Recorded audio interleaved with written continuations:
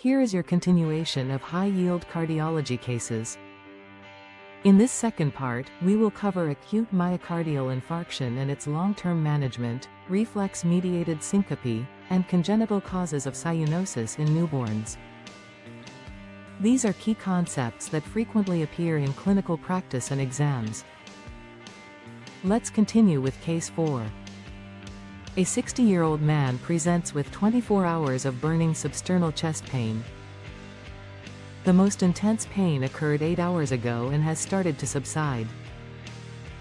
Electrocardiogram shows ST segment elevation in leads V3 to V5. There is total occlusion of the left anterior descending artery. Successful intervention restores blood flow. Echocardiogram shows a normal-sized left ventricle with no hypertrophy, but there is apical and anterior akinesia and a reduced ejection fraction of 38%. The most likely long-term effect of ACE inhibitor therapy in this patient is attenuation of left ventricular chamber dilation. Following myocardial infarction, the affected myocardium undergoes fibrosis and remodeling. The infarcted area may thin and dilate, leading to enlargement of the left ventricular cavity. Initially, this compensates for volume overload, but progressive dilation increases wall stress and worsens contractile function. This remodeling process is partly driven by angiotensin II. ACE inhibitors, such as lisinopril, reduce this maladaptive remodeling, minimize ventricular dilation, and help preserve cardiac function. Case 5. A 72-year-old man presents with episodic lightheadedness. These episodes occur in the morning when he adjusts his shirt collar or tightens his tie.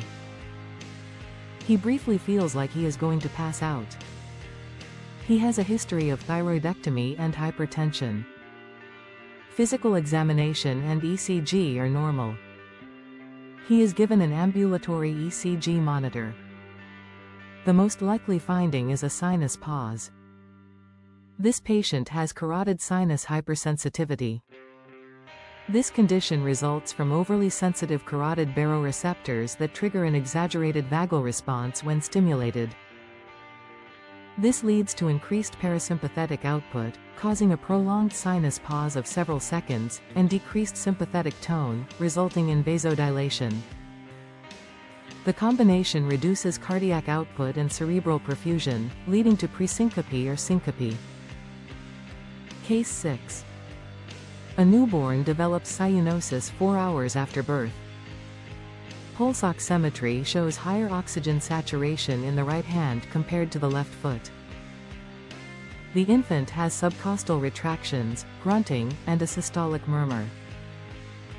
The cause of this cyanosis is a right-to-left shunt through a patent ductus arteriosus.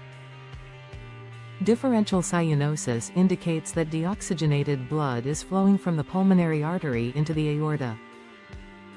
This pattern is commonly seen in persistent pulmonary hypertension of the newborn or left-sided obstructive lesions.